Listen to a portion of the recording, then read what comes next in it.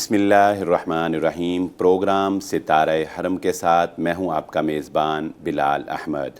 ناظرین اکرام، وقت کی ضرورت کو مد نظر رکھتے ہوئے تعلیم کے شعبہ کے اوپر بات کرنے کے لیے آج ہم نے اپنے اسٹوڈیو میں بطور خاص دعوت دی ہے۔ جی ہاں، ہمارے ساتھ موجود ہیں مہمان خصوصی جناب خالد حیات کموکا صاحب۔ میں ان کا تھوڑا سا تعارف جو ہے وہ آپ کے سامنے پیش کرتا چلوں۔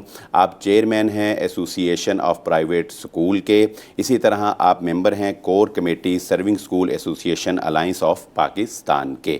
جی ہاں ناظرین اکرام، رسول اللہ صلی اللہ علیہ وآلہ وسلم نے اپنی امت کے لیے یہ پیغام ہمیں سنایا ہے کہ علم کا حاصل کرنا ہر مسلمان مرد اور عورت کے اوپر فرض ہے، لازم ہے۔ تعلیم کے معاملے میں کوئی فرق نہیں کیا گیا۔ اس کے ساتھ ساتھ اگر ہم بات کریں انسان کے اشرف المخلوقات ہونے کی، تو اس کا ایک بہت بڑا سبب جو اللہ رب العزت نے قرآن مجید میں بیان فرمایا، وَعَلَّمَ آدَمَ الْأَسْمَاءَ كُلَّهَا، اللہ تعالیٰ نے حضرت آدم علیہ السلام کو علم کی دولت سے سرفراز کیا، جس کی وجہ سے حضرت آدم علیہ السلام کو اللہ رب العزت نے تمام مخلوقات کے اوپر برتری عطا فرمائی۔ ہمارے پاکستان کے اندر الحمدللہ تعلیم کے معیار کو دن بدن بہتر کرنے کی کوششیں جاری ہیں، لیکن حالات سب کے سامنے ہیں۔ کووڈ-19 کی وجہ سے جہاں دوسرے سیکٹرز جو ہیں وہ متاثر ہوئے ہیں، وہاں تعلیم کے شعبہ کو بھی ایک بڑا گہرا دھچکا لگا ہے اور کافی نقصانات جو ہیں وہ اٹھانے پڑے ہیں۔ ہمارے ساتھ خالد صاحب موجود ہیں۔ خالد صاحب سے ہم سب سے پہلے یہ عرض کرتے ہیں کہ خالد صاحب بتائیے گا ذرا ہمارے ناظرین کو کہ کووڈ-19 کی وجہ سے آپ کیا سمجھتے ہیں تعلیمی سیکٹر کو اور سکولز، چونکہ آپ کا خاص ہے پرائیویٹ سکولز، تو سکولز کو کتنا نقصان اٹھانا پڑا ہے علمی لحاظ سے، تعلیم کے لحاظ سے؟ باقی جو نقصانات ہیں ہم انشاءاللہ ان کی طرف بعد میں بات کریں گے۔ سب سے پہلے تعلیم میں کتنا نقصان ہوا ان کو؟ جی بہت شکریہ بلال صاحب آپ کا اور آپ کے T V channel star T V کا۔ آپ نے مجھے موقع دیا کہ میں جو نجی تعلیمی اداروں کے ایشوز ہیں اس پہ بات کر سکوں۔ شکریہ۔ دیکھیں بلال بھائی، تعلیمی ادارے خواہ وہ سکولز ہوں، یونیورسٹیز ہوں، کالجز ہوں، جو نوجوان نسل کی باغ ڈور ہے وہ انہی کے پاس ہے۔ جی بالکل۔ یہی ادارے بچے میں خودی کے جذبے کو پروان چڑھاتے ہیں اور ان کو کاغذ اور قلم کی دنیا کے ساتھ ساتھ زمانے کے جو مختلف چیلنجز ہیں ان کا سامنا کرنا بھی سکھاتے ہیں۔ جب ایک کم عمر بچہ پیرنٹس اس کو کسی تعلیمی ادارے میں لے کر آتے ہیں تو پھر اسکول کی انتظامیہ اس بچے کے ہاتھ کو قلم کا پکڑنا سکھاتی ہے۔ جیسے جیسے وہ بچہ بڑا ہوتا ہے پھر اس کی زبان کو بولنے کا سلیقہ عطا کرتی ہے۔ پھر اسی بچے کو اساتذہ کرام سوچنے کی، سمجھنے کی، پرکھنے کی صلاحیتیں عطا کرتے ہیں۔ اور جو پرائیویٹ سیکٹر ہے وہ حکومت کے شانہ بشانہ، سرکاری تعلیمی اداروں کے شانہ بشانہ اس ملک میں فروغ تعلیم کے لیے اور کوالٹی ایجوکیشن کے فروغ کے لیے بڑا زبردست کردار ادا کر رہا ہے۔ لیکن کووڈ کی صورت میں ایک مشکل جو پیش آئی وہ پوری دنیا کے لیے تھی، اور دنیا کے مختلف ممالک نے اس کو مختلف طریقے سے اس کو ہینڈل کیا۔ جن ممالک کے پاس بہت سارے سورسز تھے انہوں نے تعلیمی اداروں پہ جو لاک ڈاؤن ہے اس کا دورانیہ منیمائز کرنے کی کوشش کی، اور انہوں نے وہ پریونٹیو میئرز لیے جس سے بچوں کی جو لائف ہے اس کو جو ہے وہ سیف کیا جا سکتا تھا۔ لیکن پاکستان میں چونکہ اس لیول کے ان کے پاس سورسز نہیں ہیں، اور بدقسمتی سے یہ کہ پاکستان میں جتنی بھی حکومتیں آئی ہیں ایجوکیشن ان کی پرائرٹی بھی نہیں ہے۔ تو سب سے پہلا جو لاک ڈاؤن ہوا وہ 14 مارچ 2020 کو ہوا، اور تقریباً 6 مہینے کے بعد تعلیمی اداروں کو کھولا گیا 15 ستمبر کو، اور پھر نومبر میں دوسرا لاک ڈاؤن شروع ہو گیا۔ اور پھر پنجاب کے 7 اضلاع جو ہیں جن میں فیصل آباد بھی آتا ہے، 14 مارچ 2021 کو جو وہ تیسرا لاک ڈاؤن جو ہے وہ لگا دیا گیا. تو یہ ٹوٹل جو تعلیمی دورانیہ بنتا ہے ان بچوں کو اپنی تعلیم جو ہے وہ حاصل کرنے کے لیے وہ تقریباً 55 دن کے قریب بنتا ہے پورے سال میں سے. اب ایجوکیشنسٹ جو ہیں وہ اس بات پہ متفق ہیں کہ اگر کوئی بچہ ایک ہفتہ تعلیم و تعلم کا جو سلسلہ ہے اس سے وہ دور رہتا ہے تو وہ جو کمی ہے اس کو پورے سیشن میں جو ہے وہ کور نہیں کیا جا سکتا. جی بالکل. لیکن جو نجی تعلیمی ادارے تھے انہوں نے جو تعلیمی لاس تھا, یہ جو ایجوکیشنل لاس تھا, اس کو منیمائز کرنے کی کوشش کی. ہم نے پنجاب لیول پہ اور نیشنل لیول پہ جو ہمارے اچھے ایجوکیشنسٹ دوست ہیں, بڑے سیزنڈ ایجوکیشنسٹ ہیں, ان کا ایک تھنک ٹینک بنایا کہ کس طریقے سے یہ جو تعلیمی نقصان اس کو ہم کر سکتے ہیں. تو ہم نے پھر یہ فیصلہ کیا کہ آن لائن اسٹڈی کے تھرو ہم بھرپور طریقے سے بچوں کو گھر بیٹھے ان کا جو تعلیمی حق ہے, ان کا جو آئینی حق ہے, اس کو دینے کی کوشش کریں. اب نجی تعلیمی ادارے بظاہر تو وہ بند تھے چونکہ پابندی تھی کہ آپ اپنے تعلیمی اداروں کو نہیں کھول سکتے, لیکن ہم نے منیمم سٹاف کے ساتھ, اپنے ایڈمن سٹاف کے ساتھ ان کے لیے بچوں کے لیے لیکچرز تیار کیے. پھر ان کو ہوم ورک دینے کے لیے ہم نے اسٹریٹجی اپنائی. پھر زوم کے تھرو ہم نے بچوں کے لیے کلاسز کا اجرا کیا. آن لائن ٹیسٹ کا جو طریقہ کار ہے اس کو اپنایا گیا اور ٹیسٹ تیار کر کے بچوں کے گھروں میں بھیجے گئے اور پیرنٹس سے یہ ریکویسٹ کی گئی کہ آپ اپنی نگرانی میں اپنے بچوں کی اسیسمنٹ کریں. یہ پیپر اٹیمپٹ کرنے کے بعد آپ اسکول میں جمع کروائیں اور اسکول انتظامیہ اس کی مارکنگ کرنے کے بعد آپ کو اپنے بچے کا جو رزلٹ ہے وہ بتائے گی کہ گھر بیٹھ کے کس حد تک پیرنٹس اپنے بچوں پہ فوکس کیے ہوئے ہیں اور اسکول انتظامیہ جو اپنے تئیں کوشش کر رہی ہے کہ آن لائن اسٹڈی کے تھرو ہم جو تعلیمی نقصان ہے اس کو کم کرنے کی کوشش کریں. تو اس وقت بچہ جو وہ کس مقام پہ کھڑا ہے. بالکل. اچھا خالد بھائی آپ کی بات کاٹ رہا ہوں, آن لائن جو نظام تعلیم رائج کیا گیا آپ کس حد تک اس سے مطمئن ہیں؟ یعنی یہ صرف تعلیمی نقصان کو کم کرنے کا ہی ایک ذریعہ تھا یا اس سے بچوں نے کچھ سیکھا بھی, یا مستقبل میں کیا ہم اس پوزیشن میں ہیں کہ کووڈ-19 تو چلو اللہ تعالیٰ ہمیں اس سے محفوظ فرمائے, لیکن کیا ہم مستقبل میں کوئی آن لائن نظام تعلیم الگ سے بھی متعارف کروانے کے قابل ہوئے ہیں؟ اس لیول پہ ہم پہنچے ہیں؟ اس بارے میں آپ کا کیا رائے ہے؟ دیکھیں جی, اس میں جو آن لائن سسٹم ہے اس کو جو پرائیویٹ سیکٹر ہے ہم نے تعلیمی نقصان جو اس کو منیمائز کرنے کی کوشش کی. صحیح. لیکن جو کلاس روم کا انوائرمنٹ بنتا ہے وہ نہیں ہو سکتا. ایک استاذ کلاس میں کھڑا ہے, وہ بچے کی سائیکی کے مطابق اس کا جو آئی کی لیول ہے اس کے مطابق وہ جو ماحول بنتا ہے وہ یقیناً اس جو آن لائن سسٹم ہے اس کا نعم البدل نہیں ہو سکتا. اور دوسرے نمبر پہ یہ ہے کہ پرائیویٹ سیکٹر کے پاس تو چونکہ یہ سورسز تھے, ہم نے اپنے طور پہ کوشش کی اور بھرپور کوشش کے باوجود 80 سے 90% جو اسٹوڈنٹس ہیں وہ زوم پہ یا آن لائن اسٹڈی کے حوالے سے ہمارے ساتھ وہ ٹچ رہے. 10 سے 20% ایسے اسٹوڈنٹس ہیں نجی تعلیمی اداروں کے بھی جو اسکول انتظامیہ کے ساتھ اپنے ٹیچرز کے ساتھ ان کی اٹیچمنٹ نہیں رہی. لیکن جو پبلک سیکٹر ہے چونکہ ان کے پاس مڈل کلاس پیرنٹس کے اسٹوڈنٹس ہوتے ہیں, دیہات کے زیادہ اسٹوڈنٹس پبلک سیکٹر میں جاتے ہیں. اب جو آن لائن یا نیٹ کی سہولیات ہیں پاکستان میں وہ ٹوٹل 24% ہیں. بعض ایسے ایریا ہیں جہاں پہ سگنل نہیں آتے, لوگوں کو چھتوں پہ جا کے اپنی کال کو جو ہے وہ سننا پڑتا ہے, ریسیو کرنا پڑتا ہے. تو پبلک سیکٹر میں پڑھنے والے جو اسٹوڈنٹس ہیں ان کا تعلیمی نقصان بہت زیادہ ہوا. ان کے پاس نیٹ کی سہولیات نہیں تھیں اور ان کے پیرنٹس کے پاس اتنے سورسز نہیں تھے کہ وہ نیٹ کا پیکج کروا کے, اور خاص طور پہ اگر ایک گھر میں 3 یا 4 بچے ایک فیملی کے ہیں, سب بچوں کو وہ موبائل نہیں لے کر دے سکتے, سب بچوں کے لیے وہ نیٹ کا پیکج نہیں کروا کے دے سکتے.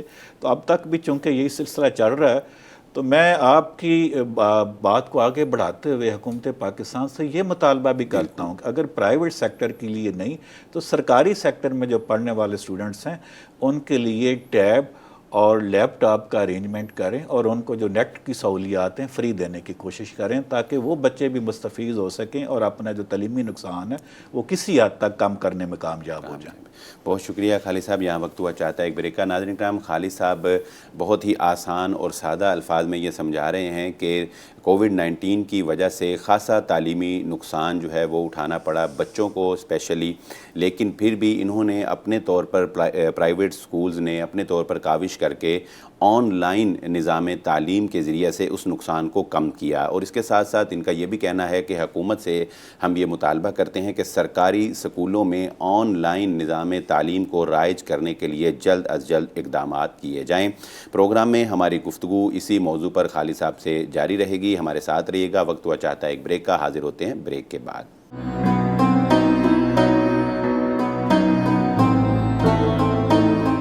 ویلکم بیک ناظرین، پروگرام ستارہ حرم میں ہماری گفتگو محترم جناب خالد حیات کموکا صاحب سے تعلیمی نظام کو پہنچنے والے نقصانات کووڈ-19 کی وجہ سے اس پر جاری ہے۔ خالد صاحب سے ہم یہ جانیں گے، خالد صاحب یہ فرمائیے گا کہ تعلیمی نقصان تو اپنی جگہ بہرحال جیسا کہ آپ نے بریک پہ جانے سے پہلے بتایا ہوا ہی ہے، لیکن معاشی نقصان بھی اس کی وجہ سے ہر سیکٹر کو ہوا، کاروباری لوگوں کو ہوا، مزدور طبقہ کو ہوا، ہر شعبہ جاب کرنے والے کو بھی ہوا۔ تو آپ کیا سمجھتے ہیں کہ جو پرائیویٹ سکولز تھے ان میں سے کون سے ایسے یعنی کیٹیگرائز آپ کر لیں کہ ایک 5,000 فیس لے رہا ہے، ایک 35,000 فیس لے رہا ہے، کون سا سکول تھا جس نے پوری فیسیں بھی لی ہیں اور اس کو کوئی دھچکا نہیں لگا، کون سا سیکٹر تھا جو بیچارہ چل بھی نہیں سکا اور معاشی طور پر بالکل ڈیڈ ہو گیا؟ یہ معاشی طور پر ہمارے سکول سسٹم کو کیا نقصانات اٹھانا پڑے؟ جی، بڑے اہم سوال کی طرف آپ نے اشارہ کیا ہے۔ میں سمجھتا ہوں کہ پرائیویٹ سیکٹر، خاص طور پہ میں یہاں پہ ذکر کروں گا سرونگ سکولز کا، وہ تعلیمی ادارے جو نجی سیکٹر میں 5,000 روپے تک فیس چارج کر رہے ہیں۔ پہلے تو میں آپ کو یہ بتاتا چلوں، یہ وہ فگر ہے جو سرکاری تعلیمی اداروں پر تقریباً ایک بچے پہ ان کے جو منتھلی ایکسپنسز آ رہے ہیں وہ 4,200 روپے تک ہیں، اور جہاں پہ ان کا نیوٹریشن پروگرام چل رہا ہے وہاں پہ تقریباً 7,000 کے لگ بھگ ہیں، اور جو سیمی گورنمنٹ ادارے ہیں DPS DMC وہاں پہ 15 اور 16,000 کے قریب ہیں۔ اس لیے ہم ان کو سرونگ سکول کا درجہ دیتے ہیں، اور ہماری جو وزارت تعلیم ہے وہ یہ تسلیم کر چکی ہے کہ 5,000 روپے تک فیس لینے والی ادارے جو ہیں وہ واقعتاً پبلک کو سروسز دے رہے ہیں۔ اب سب سے زیادہ جو مشکلات آئیں وہ سرونگ سکولز کو آئیں۔ جو نجی تعلیمی ادارے زیادہ فیس چارج کرتے ہیں ان کو معاشی طور پہ اتنا ڈنٹ نہیں پڑا۔ بالکل، انہوں نے وہ جو پہلے فرسٹ فیز میں لاک ڈاؤن ہوا اس میں 20% ڈسکاؤنٹ کا کہا گیا تھا، انہوں نے 20% ڈسکاؤنٹ تو سب اداروں نے دی، لیکن ان کو فیسوں کی جو ریکوری ہے باقی جو 80% ہے وہ پوری ہوئی۔ اس کی ایک وجہ یہ بھی ہے خالد صاحب، آپ کی بات کاٹ رہا ہوں، کہ وہاں اس میں جو ان کے بچے پڑھنے والے ہیں ظاہر ہے وہ ایک کھاتے پیتی فیملیز سے بلونگ کرتے ہیں، یعنی اچھی فیملی سے بلونگ کرتے ہیں، تو ان کے اوپر بھی ظاہر ہے معاشی طور پہ اتنا بوجھ نہیں پڑا، وہ فیس دینا ان کے لیے اتنا مسئلہ نہیں تھا۔ لیکن جب آپ جاتے ہیں نیچے تو 5,000 روپیہ جو اسکول فیس لے رہا ہے اس میں جو بچہ پڑھ رہا ہے ظاہر ہے کہ اس کا باپ جو ہے وہ معاشی طور پر اتنا مضبوط نہیں ہے، تو جب دھچکا لگا تو اس کی آمدن کو بھی دھچکا لگا، تو ایسے کیسز بھی آئے کہ لوگوں نے بیچاروں نے اپنے بچوں کو اسکول سے ہٹا ہی لیا کہ اسکول کی فیس وہ نہیں دے سکتے تھے، تو یہ بھی میرا خیال ہے کہ ایک وجہ بنی۔ بالکل میں آپ کے ساتھ متفق ہوں، یعنی ڈراپ آؤٹ ریشو جو ہے بہت بڑی، اب 2.5 کروڑ بچے تو پاکستان میں پہلے آؤٹ آف سکولز تھے، اور یہ دنیا میں ایک بہت بڑی فگر ہے۔ اور اس کے بعد یہ جو لاک ڈاؤن ہوا خاص طور پہ جو بڑی کلاسز کے بچے ہیں 9th اور 10th کے حوالے سے، فرسٹ ایئر اور سیکنڈ ایئر کے جو بچے تھے وہ پیرنٹس نے کام کاج پہ لگا دیے، ورکشاپس میں بھیج دیے، چائلڈ لیبر میں اضافہ ہوا اور ڈراپ آؤٹ جو ریشو بڑھی۔ پھر مشکلات کا میں ذکر کر رہا تھا، میرے پاس چونکہ ہم ڈیٹا شیئر کرتے ہیں ڈسٹرکٹ وائز، جو ہمارا فورم میں نے آپ کو بتایا سرونگ سکولز ایسوسی ایشن کا، اس حوالے سے تو اس وقت تقریباً کو 22-23 ہزار کے قریب سکول ہیں جو بند ہو چکے ہیں معاشی بحران کے بعد۔ بڑا لاس ہے۔ اب پیرنٹس نے ظاہر ہے ایک تو سوشل میڈیا اس کا پازیٹیو استعمال بھی ہے لیکن نیگیٹو استعمال اس کے زیادہ ہے. سوشل میڈیا پہ لوگ کمپین چلا رہے تھے کہ پرائیویٹ تعلیمی ادارے فیسیں چارج کر رہے ہیں جبکہ بچے ہمارے گھروں میں بیٹھے ہیں, بچے اسکولوں میں نہیں جا رہے. بالکل, میں یہ آپ سے پوچھنے والا تھا کہ یہ بھی ایک شکایت آئی. جی, اب میں پہلے اس کا تذکرہ کر چکا ہوں کہ بچہ صرف جو ہے وہ اسکول نہیں آ رہا, یعنی نجی تعلیمی اداروں نے تعلیم و تعلم کا سلسلہ جاری رکھا. بچہ پہلے اسکول آتا تھا, کلاس روم اور ٹیچر کی اٹیچمنٹ ہوتی تھی. اب بچہ گھر میں بیٹھا ہے اور گھر بیٹھے بچے کو اس کا تعلیمی حق دینا اور اس کو سروسز پرووائڈ کرنا, یہ نجی تعلیمی اداروں کی انتظامیہ نے انتہائی احسن طریقے سے اس کو نبھایا, خلوص کے ساتھ, زوم کے تھرو, واٹس ایپ گروپوں کے تھرو, پھر آن لائن ٹیسٹ کے تھرو, اور پھر اخراجات تو 95% سے زیادہ اسکول جو ہیں وہ رینٹڈ بلڈنگز میں. جی, آپ کی بات کر رہا ہوں. بعض پیرنٹس کا یہ خیال رہا ہے اس ساری صورتحال میں کہ پرائیویٹ اسکول جو ہیں فیسیں لے رہے ہیں, ٹھیک ہے, وہیں اس کو کہہ لیں یا آپ بتائیں گے کہ اس میں کتنی سچائی ہے کہ ہم سے فیس پوری لے رہے ہیں جبکہ آگے جو ٹیچرز ہیں, سٹاف ہے, اس کو فیس نہیں دے رہے اور بس انہوں نے ایک لوٹ مار کا سلسلہ جو ہے وہ بنایا ہوا ہے. یہ بھی ایک پیرنٹس کا خیال رہا ہے. اس وجہ سے بھی بہت سے لوگوں نے فیس دی ہی نہیں, ٹھیک ہے نہیں, انہوں نے یہ سوچ کے کہ یہ ہم پر ظلم ہے, ہم پر زیادتی ہے, فیس دی ہی نہیں. اس میں کتنی کچھ سچائی ہے؟ اچھا دیکھیں بلال بھائی, اس میں آپ کہہ سکتے ہیں کہ جو دور دراز دیہات میں شاید ایسے کوئی تعلیمی ادارے ہوں جہاں پہ ایسی کوئی کمپلینٹ ہو, ورنہ کوئی ادارہ اچھا نہیں چاہتا کہ جو سٹاف ممبرز, بالخصوص چونکہ نجی تعلیمی اداروں میں جو فیمیل سٹاف ہے وہ زیادہ کام کرتا ہے. اب جب اداروں کو فیسیں آنا بند ہو گئیں, میں آپ کو چیلنج سے کہتا ہوں کہ آپ فیصل آباد میں یہ جو سرونگ سکولز ہیں, میرے ساتھ میڈیا کے دوستوں میں سے, انتظامیہ میں سے کسی اسکول میں اچانک چلے جاتے ہیں, اس اسکول کا ہم آڈٹ کر لیتے ہیں کہ ان کے پاس کتنی ریکوری ہوئی ہے. بالکل, نجی تعلیمی اداروں کو 25 سے 30% کے درمیان ریکوری ہوئی ہے جن کو اچھی ہوئی. بہت سارے ایسے تعلیمی ادارے میرے نوٹس میں ہیں جن کو 5 سے 10% کے درمیان ریکوری ہوئی. اب جو نجی تعلیمی اداروں کے پاس سیونگز تھیں, ابتدائی مہینوں میں انہوں نے اپنے سٹاف ممبرز کو پوری سیلری دی, اور جب ان کو ریکوری نہیں ہو رہی تھی, جب اس طرح کے سوشل میڈیا پہ لوگ کمپین لانچ کر رہے تھے, تو پھر نجی تعلیمی اداروں کی انتظامیہ کے لیے مشکل ہوگا کہ وہ اپنے سٹاف کو جو وہ پوری سیلری ادا کریں. اب ادارے بند ہونے سے جہاں پہ سرونگ سکولز کے مالکان کا معاشی نقصان ہوا, ادارے بند ہونا شروع ہو گئے, وہ اس قابل نہ رہے کہ اپنے اخراجات جتنے ایکسپینڈیچر ہیں, بلڈنگ کا رینٹ دینے کی صورت میں, یوٹیلٹی بلز دینے کی صورت میں, سٹاف کو سیلری دینے کی صورت میں, وہ اس قابل نہ رہے. اسی طریقے سے وہ جو سٹاف ممبرز تھے ان کے لیے پریشانی کا باعث بنا. پھر اس کے ساتھ ساتھ جو الائڈ بزنس ہیں, جو جڑے ہوئے بزنس ہیں, اگر تعلیمی ادارے کھلتے ہیں ان کا بزنس چلتا ہے, اور اگر تعلیمی ادارے بند ہو جاتے ہیں تو پھر ان کا جو روزگار ہے وہ بھی بند ہو جاتا ہے. مثال کے طور پہ جو اسٹیشنری کا کام کرتے ہیں, جو پبلشرز ہیں, جو بچوں کے یونیفارم کا کام کرتے ہیں, جو شوز کا کام کرتے ہیں, جو ٹک شاپ پہ, کینٹینز پہ کام کرتے ہیں, یہ ایک محتاط اندازے کے مطابق 1.5 کروڑ جو ٹرانسپورٹ کا کام, بچوں کو ٹرانسپورٹ کی سہولیت پرووائڈ کرتے ہیں, یہ تقریباً 1.5 کروڑ کے لوگ وہ لوگ ہیں جو الائڈ بزنس ہیں, اور پاکستان میں تقریباً 2 کروڑ کے لگ بھگ سٹاف ممبرز ہیں, جو اندازاً 2 لاکھ سکول ہیں. اگر ایوریج ہم 10 سٹاف ممبرز ایک سکول کے لیتے ہیں تو 2 کروڑ تعداد بنتی ہے. 3.5 کروڑ جو معاشی طور پہ بحران میں چلا گیا, اور ہماری حکومت نے 1200 ارب روپے کا ریلیف پیکج پرائم منسٹر نے اناؤنس کیا, اس میں سے 1 پائی اس سیکٹر کو دینے کی توفیق نہیں ہے. خالد بھائی, آپ نے بڑی ہی دکھ بھری داستان ہمارے سامنے رکھی ہے. اللہ تعالیٰ حفاظت فرمائے. ہم دعا کرتے ہیں کہ آئندہ کووڈ-19 کے حالات جو ہیں وہ ہمیں اس طرح کے فیس نہ کرنے پڑیں. لیکن یہ بتائیے گا, یہاں بریک کا وقت ہوا چاہتا ہے, بریک پہ واپسی پہ ہم آپ سے یہ پوچھیں گے کہ آپ ہماری عوام کو، لوگوں کو کیا پیغام دینا چاہتے ہیں کہ اگر خدا نہ خواستہ آئندہ کبھی ہمیں لاک ڈاؤن میں جانا پڑتا ہے تو انہیں اپنے پرائیویٹ سکول سیکٹر کے ساتھ کیسا رویہ رکھنا چاہیے؟ کیا انہیں فیسیں دینی چاہیے، ان کے ساتھ تعاون کرنا چاہیے یا تاکہ ان کے بچے کی تعلیم جو ہے بہتر ہو؟ یا جس طرح ماضی میں انہوں نے کہا کہ جی نہیں یہ لوٹ رہے ہیں فلاں، یہ اس کو ذرا ہمارے عوام الناس کو اس بارے میں ذرا ضرور کوئی نصیحت کیجیے گا۔ یہاں وقت ہوا چاہتا ہے ایک بریک کا، ناظرین حاضر ہوتے ہیں بریک کے بعد۔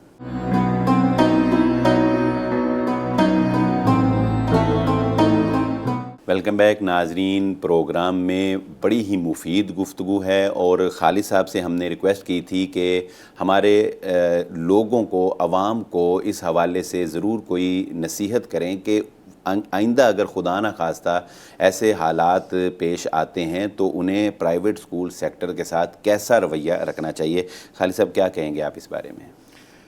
میں بلال بھائی یہاں پہ عرض کروں گا کہ جو عالم اسلام کی پہلی درس گاہ اور سکول ہے نا، وہ غار حرا، سبحان اللہ، جہاں پہ حضرت جبرائیل علیہ السلام اللہ کا پیغام لے کر، وحی لے کر نبی پاک صلی اللہ علیہ وسلم کے پاس آئے، اقرا باسم ربک الذی خلق، اے حبیب پڑھیے اپنے رب کے نام سے۔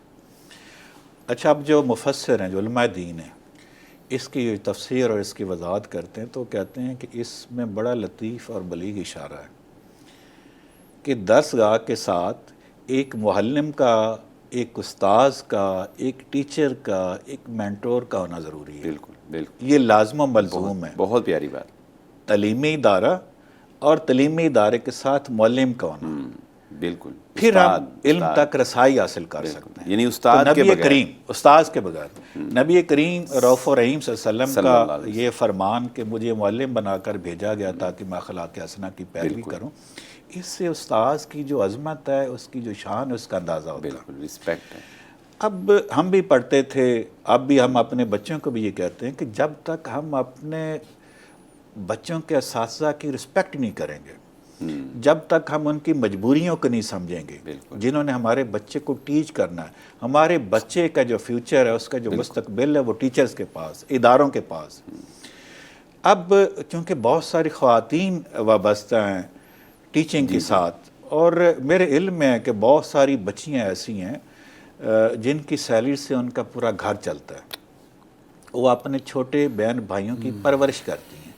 اگر سکولوں کو ریکوری نہیں ہوگی، والدین جب نجی تعلیمی ادارے سروسز دے رہے ہیں اور گھر بیٹھے دے رہے ہیں، اور پیرنٹس اپنا فرض نہ سمجھیں کہ ہم نے اسکولوں کو ان کی فیسیں بھی ادا کرنی ہیں، تو پھر اسکول انتظامیہ کے لیے مشکل ہو جاتا ہے کہ وہ اپنے اسٹاف کو سیلری دیں، اور وہ اسٹاف ممبر، وہ بچیاں جنہوں نے اپنے گھر کے خرچے کو چلانا ہے، جو اپنے گھروں کی سربراہی کرتی ہیں، بالکل، جن کے روزگار کے ساتھ ان کا گھر چلتا ہے، تو آپ یہ امیجن کریں کہ ان گھروں میں جب فاقیاں ہوں گے، جب پریشانیاں ہوں گی، تو پھر ان کے دل سے یا ان کی جو کیفیات ہیں وہ کس طرح کی ہوں گی۔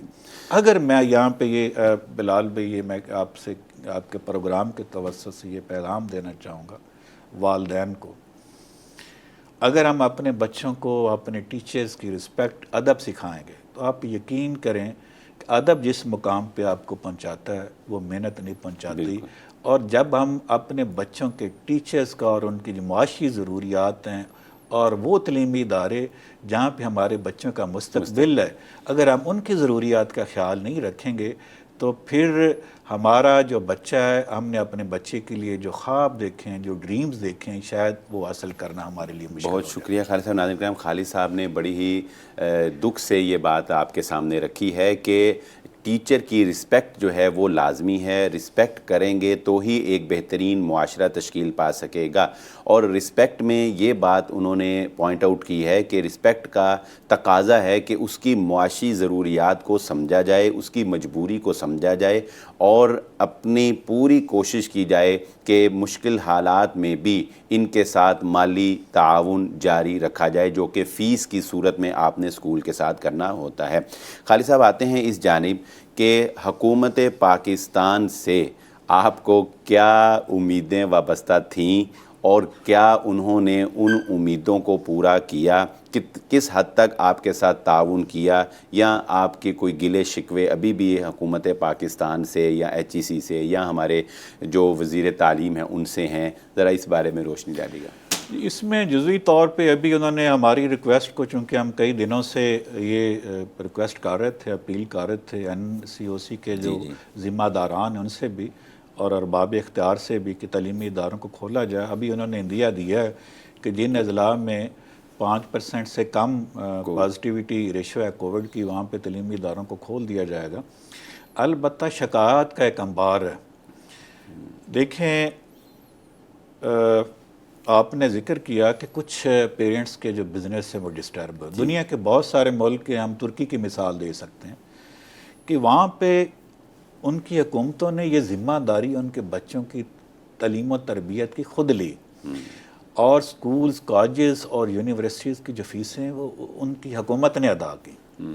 اور یہاں پہ ان کو یہ چاہیے تھا کہ جس طریقے سے حکومت پاکستان نے ہیلتھ کارڈ متعارف کروایا ہوا ہے، فوری طور پہ اس کووڈ کے سینیریو میں اگر یہ ایجوکیشن کارڈ متعارف کرواتے، وہ جو ڈیزرونگ پیرنٹس تھے، جو ڈیزرونگ اسٹوڈنٹس تھے، جن کے جو بزنس ہیں وہ ڈیمیج ہوئے، وہ اس پوزیشن میں نہ رہے کہ وہ اپنے بچوں کے جو تعلیمی اخراجات ہیں ان کو اٹھا سکیں۔ جس طرح احساس پروگرام ہے، جس طرح ہمیں انہوں نے حکومت پاکستان نے کہا کہ آپ 20% ڈسکاؤنٹ کریں، ہم نے 20% کے بجائے 50% تک، اور جو ڈیزرونگ اسٹوڈنٹس تھے، آپ یقین کیجئے گا کہ تعلیمی اداروں کے جو ایڈمن لوگ ہیں انہوں نے پوری فیسیں تک چھوڑی، ہم نے خود چھوڑی ہیں اپنے اداروں میں۔ تو اگر ایجوکیشن کارڈ متعارف کروا دیا جاتا ڈیزرونگ پیرنٹس کے لیے اور ان کی ذمہ داری حکومت پاکستان لے لیتی، تو ایک بڑا زبردست آئیڈیا تھا۔ اب بھی میں یہ حکومت پاکستان سے آپ کے پروگرام کے توسط سے یہ اپیل کروں گا، بڑا زبردست آئیڈیا ہے، اور پنجاب ایجوکیشن فاؤنڈیشن کے پلیٹ فارم سے بہت سارے تعلیمی ادارے جو ہیں ان کو ایک معاشی پیکیج دیا بھی جا رہا ہے، لیکن اگر ایک ایجوکیشن کارڈ متعارف کروا دیا جائے اور پہلے فیز میں جو ڈیزرونگ پیرنٹس ہیں ان کو دیا جائے، اور پھر ان کو یہ حق دیا جائے کہ آپ جس ادارے میں اپنے بچے کا ایڈمیشن کروانا چاہتے ہیں، آپ جہاں پہ سمجھتے ہیں کہ یہ ادارہ نہ صرف کوالٹی ایجوکیشن دے رہا ہے بلکہ اس کے ساتھ ساتھ ہمارے بچے کی اچھی تربیت بھی کرے گا اور ہمارے بچوں کا جو مستقبل ہے اس ادارے کے ساتھ تابناک ہوگا، تو پھر یہ آپشن پیرنٹس کو دے دیا جائے۔ دوسرا، اس کے ساتھ ساتھ ویکسینیشن کے حوالے سے میں حکومت پاکستان سے مطالبہ کرتا ہوں، یہ تعلیم کا سلسلہ ہم جاری رکھ سکتے تھے۔ اچھا، سب سے پہلے اگر ٹیچرز کو ویکسینیشن کر دی جاتی، اسٹوڈنٹس کو ویکسینیشن کر دی جاتی، بالخصوص ٹیچرز کو کر دی جاتی، چونکہ بچے میں وائرس اتنا ڈینجرس نہیں ہے، تو ہم اس سلسلے کو جاری و ساری رکھ سکتے تھے۔ ویکسینیشن کا آغاز اسکول سے کیا جاتا ہے۔ اب بھی حکومت کو یہ چاہیے کہ پہلی ترجیح میں ٹیچرز کو کیا جائے تاکہ تعلیم جو ہے وہ نہ رکے، تعلیم کو کسی صورت میں بھی جو ہے وہ یہ سمجھا ہی نہیں گیا کہ ٹیچر بھی فرنٹ لائن پہ ایفرٹ کر رہا ہے، یعنی ڈاکٹرز کو ہی یہ سمجھا گیا، ڈاکٹرز کی اپنی جگہ، بالکل ہم نے اس پہ بھی پروگرام کیا کہ ان کی خدمات اپنی جگہ، لیکن اس آپ کا یہ پوائنٹ بہت اچھا ہے کہ اس بات کو بھی سمجھنا چاہیے تھا کہ کووڈ-19 میں ٹیچر بھی وہ فرد ہے معاشرے کا جو فرنٹ لائن پر اس کا مقابلہ کر رہا ہے، لیکن یہ سمجھا نہیں گیا، ٹیچر کو بیک فٹ پہ ہی رکھا گیا۔ جی تو بالکل بجا فرمایا آپ نے۔ اس کے حوالے سے ہماری وفاقی وزیر تعلیم شفقت محمود صاحب کے ساتھ بھی میٹنگز ہوئیں، ہم نے معاشی پیکیج کا کہا، ہم نے یہ بھی حکومت پاکستان کو تجویز دی کہ نجی تعلیمی اداروں کے مالکان، سرونگ سکولز کے مالکان اپنے لیے پیکیج کا مطالبہ نہیں کرتے، ہم نے یہ کلیئر کیا تھا کہ ہمارے ٹیچرز کے لیے، جو درجہ چہارم کے ملازمین، جو نان ٹیچنگ سٹاف ہے، ان کے لیے آپ کو معاشی پیکیج دے دیں تاکہ ان کے جو معاشی مشکلات ہیں اس کو کم کیا جا سکے۔ حکومت نے اس پہ توجہ نہیں دی۔ ہم نے کہا اسکولوں کے لیے آپ انٹرسٹ فی جو ہے وہ لون جاری کر دیں، ہم آسان ایک ساتھ میں آپ کو وہ لون جو ہے وہ لٹا دیں گے اگر آپ معاشی پیکیج نہیں دینا چاہتے، تاکہ ہم اپنے سٹاف کو بر وقت سیلری ادا کر سکیں، اور انسٹالمنٹ کی صورت میں ہم آپ کا جو لون ہے آپ کو واپس کر دیں گے۔ اس پہ بھی حکومت نے توجہ نہیں دی۔ تو اب تو ہم مایوس ہو چکے ہیں، میں نہیں سمجھتا کہ حکومت پاکستان جو ہے وہ ہماری کوئی بات سننے کے لیے، سمجھنے کے لیے تیار ہے۔ वो अल्लाह वारिस है निजी तलीमी इदारों का, मैं यहाँ पे क्या कर सकता हूँ। जी खालिद भाई, इंशाल्लाह हम हुकूमत पाकिस्तान से पुरज़ोर अपील करते हैं अपने इस प्लेटफॉर्म के ज़रिए से कि खालिद साहब ने जो उनके सामने पेशकश रखी है इस पर खुसूसी तवज्जो की जाए, और बिलखुसूस प्राइवेट स्कूल सेक्टर के साथ जो है वो सुतेलों वाला सलूक ना किया जाए। इनके भी मुआशी मसाइल हैं, कुछ रिलीफ, कुछ फ़ंड, कोई प्रोग्राम इनके लिए ज़रूर जो है वो लॉन्च किया जाए। हम यकीनन उम्मीद रखते हैं कि इंशाल्लाह मुस्तकबिल में हुकूमत पाकिस्तान इस पर ज़रूर तवज्जो करेगी। एक आखिरी सवाल, प्रोग्राम का वक्त ख़त्म हुआ चाहता है, खालिद भाई आपसे ये करना चाहूँगा कि चलें हुकूमत से गिले शिकवे भी हो गए, वालिदैन से भी गिले शिकवे हो गए, एक है मुसलमान का मुसलमान के साथ ताल्लुक़, मुसलमान का मुसलमान के साथ ताउन, मुश्किल में उसके काम आना, मुश्किल में उसकी तकलीफ़ को समझना, उसकी मजबूरी से फ़ायदा ना उठाना बल्कि मजबूरी में उसके काम आना।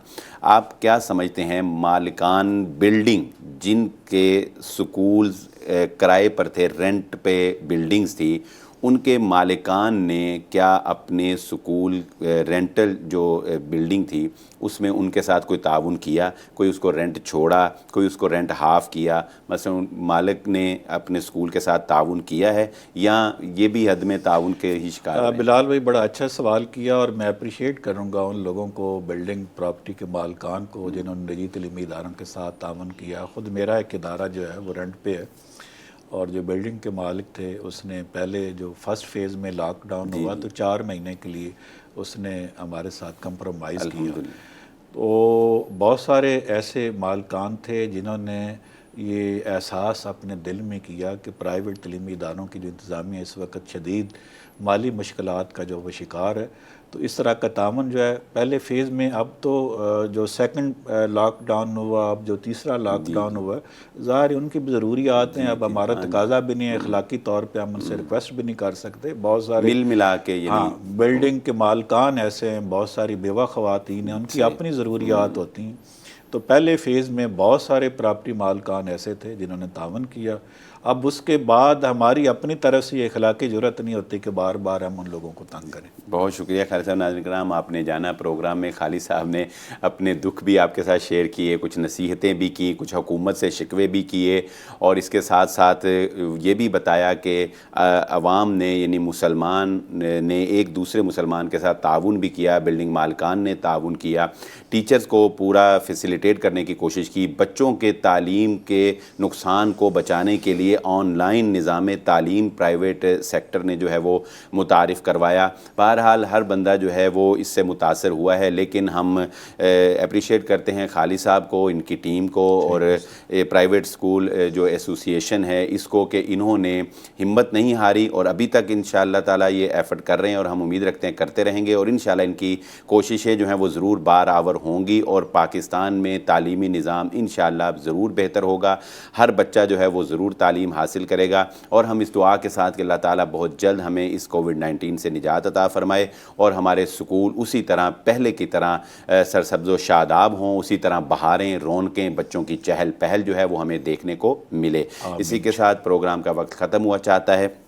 खालिद साहब का एक दफ़ा फिर शुक्रिया अदा करते हैं। बहुत शुक्रिया, आप प्रोग्राम में तशरीफ़ लाए, हमें अपने कीमती वक्त से वक्त दिया, बहुत शुक्रिया खालिद साहब। नाज़रीन इकराम, इंशाअल्लाह आइंदा एक नए प्रोग्राम के साथ, एक नए मेहमान के साथ, एक नए टॉपिक के साथ हाजिर होंगे। हमारे साथ रहिएगा। प्रोग्राम सितारा हरम के साथ अपने मेज़बान बिलाल अहमद को इजाज़त दीजिए। अल्लाह हाफिज़।